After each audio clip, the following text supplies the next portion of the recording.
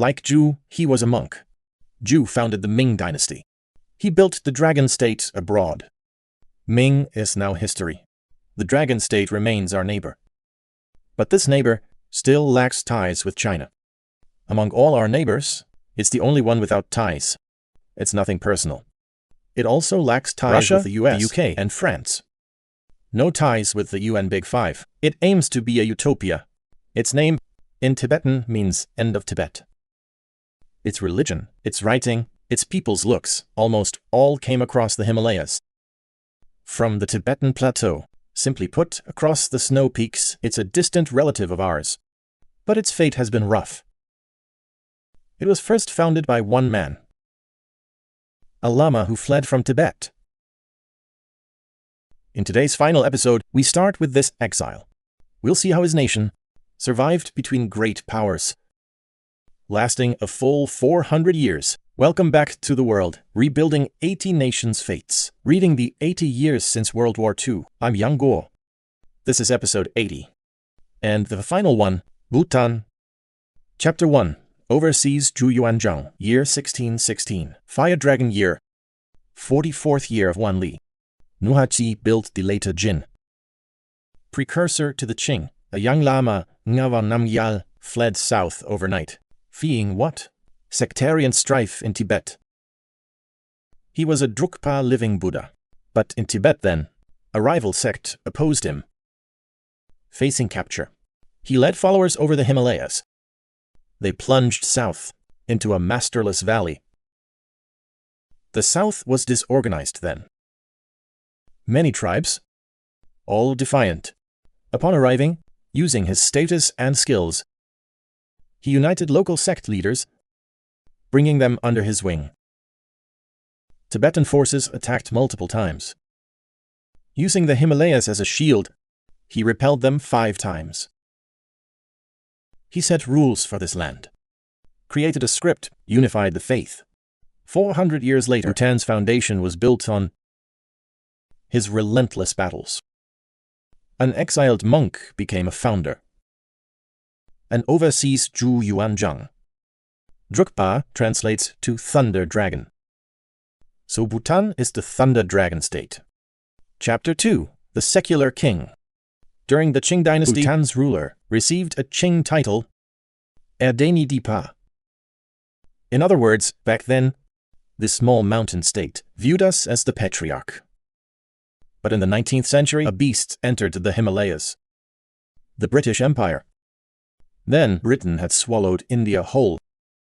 With a huge appetite, it eyed these northern states. In 1865, Britain forced a treaty, slicing away 2,000 square kilometers. Bhutan's first real pain in 400 years. It realized then, across the mountains was a giant, completely unlike China. It didn't reason. It wanted land. Here a key figure emerged. Ugyen Wangchuk. He was just a local chieftain, not a living Buddha, nor a Dharma king, but he saw clearly. Namgyal's theocratic system, leaderless and old, was failing. If chaos remained, Britain would soon swallow Bhutan. He did 2 things. First, internally, using force and tact. In 1907, he ended the centuries-old theocracy. He made himself the king. From this year, Bhutan had its first secular king, the Wangchuk dynasty. Today's king is his descendant. Second, externally, he chose not to fight Britain. He cooperated instead. In 1910, he signed the Treaty of Punakha. One key clause. Bhutan would follow British guidance, handing over diplomacy again. But in his shoes, fighting was suicidal. Yielding saved the throne and the nation. With a paper treaty, he bought insurance for his new dynasty. A small nation's survival wisdom was set by this founding king. Don't fight for pride. Survive first. Chapter 3. New backer. Same piece. Generations passed. The world changed again. In 1947, India gained independence. Now a problem. Bhutan's old insurance, relying on British guidance, was gone with Britain. Who takes over? India. In 1949, Bhutan and the new India signed a friendship treaty. The role once given to Britain was passed to India, a nation as tiny as Bhutan, barely larger than Hainan, with fewer people than a district, knows its own weight. It stays low-key. It earnestly found a solid backer. The backer changed to India, but Bhutan's goal never changed. Avoid the storms. Live in peace. With this clarity, this hidden mountain state hasn't starved in 70 years, hasn't fought a civil war. Peace isn't enough. They need to eat. A country without oil or plains. How does it earn? Looking down, wealth was in the ancestral snow peaks. Himalayan meltwater rushes down from high above. This rush is wealth. The bigger the drop, the faster the water, the more power. This is a God-given gift. No one can steal it. How vast is Bhutan's potential? About 37,000 megawatts. Even today, less than 2% is developed. But that 2% feeds them well.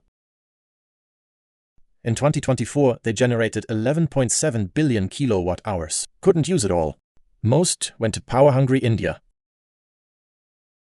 Hydropower and related industries support 40% of state revenue, a quarter of GDP. Rapids became liquid cash. But this gold mine has a flaw. Power goes only to India. Pricing isn't fully theirs. Indian-built dams went over budget. Facing constant delays, debts remain. The biggest threat is above. Power relies on glacial melt. With global warming, glaciers shrink every year. Water flows become erratic. The peaks that shielded Ngawang are now melting away, pinning all hopes on a melting mountain. Can it last? Chapter 4. Doing what no one dared. With money they should develop. But this Wangchuck generation did the opposite. First, hitting the brakes. They created gross national happiness. The core, trading speed for stability. Tourism is a prime example. Poor nations beg for tourists. Bhutan chose high value, low volume. Visitors must pay a fee first. Pre-COVID, up to $200 a night. Expensive enough to deter many. This money didn't go to agencies. The state took it for free healthcare, free education, and forest conservation. They'd rather earn less quick cash to keep forest cover above 70%. Only recently, lacking funds and visitors, did they cut the fee to $100? In 2024, they barely drew 145,000 tourists. But 2008 was truly shocking. The fifth king, Jigme Khesa, unlike his sheltered ancestors, was very different. He was sent abroad young. He studied in the US first, then earned an Oxford politics master's. In his 20s, he traveled the world. A young man who saw the world returned to rule this closed nation. His first major act was almost unprecedented in history. He voluntarily gave up power. Think about it throughout history. Power is something people usually bleed to seize from kings. But in Bhutan, it was reversed. The king chased the people, begging them to take power, to form a parliament, to hold elections. Many Bhutanese were confused. Some cried and refused. Why share power when our king is good? But this young king, like his exiled ancestor 400 years ago, was equally clear-headed, betting the nation's fate on one person, on one family's competence. Looks safe, but is highly dangerous.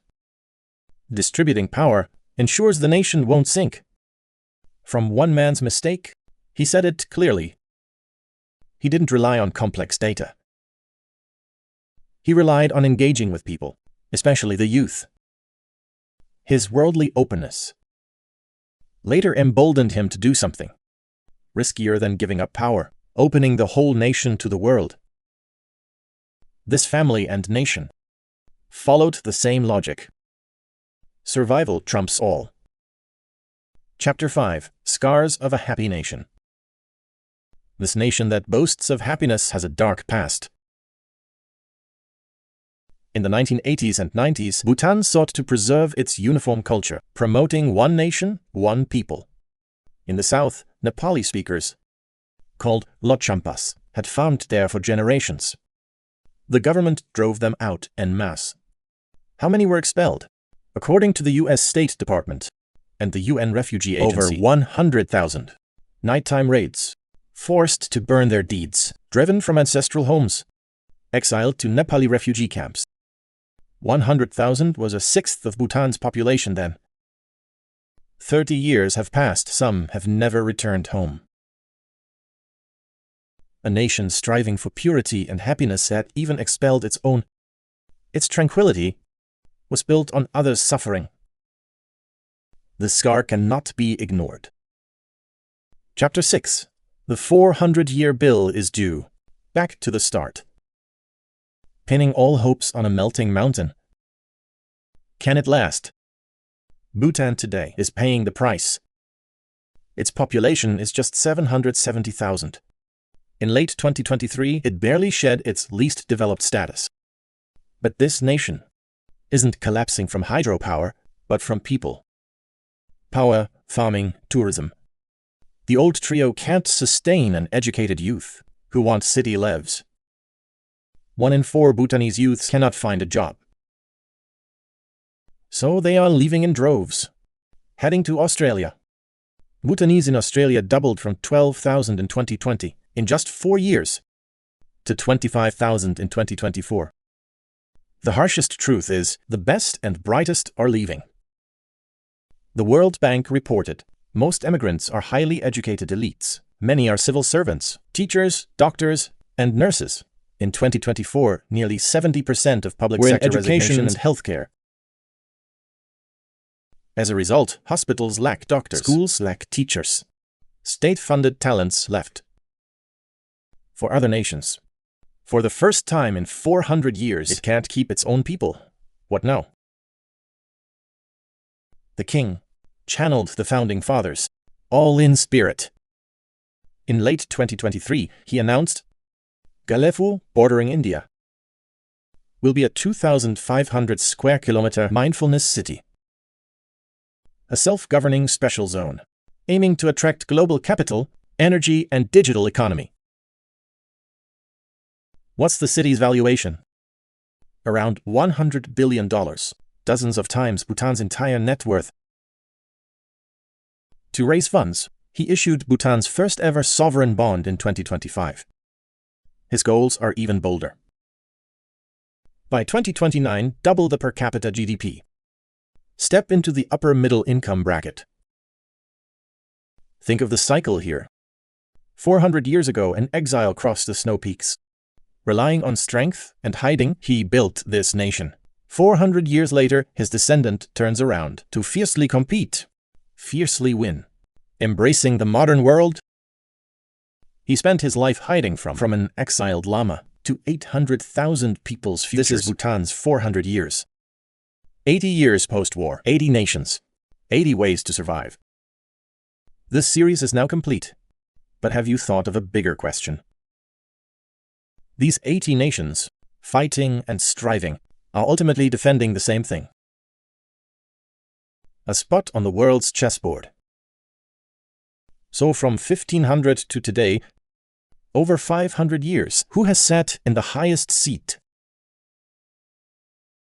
How was that seat secured? And why did it keep changing hands? The next series, If Civilization Had a Throne, will uncover it from the start.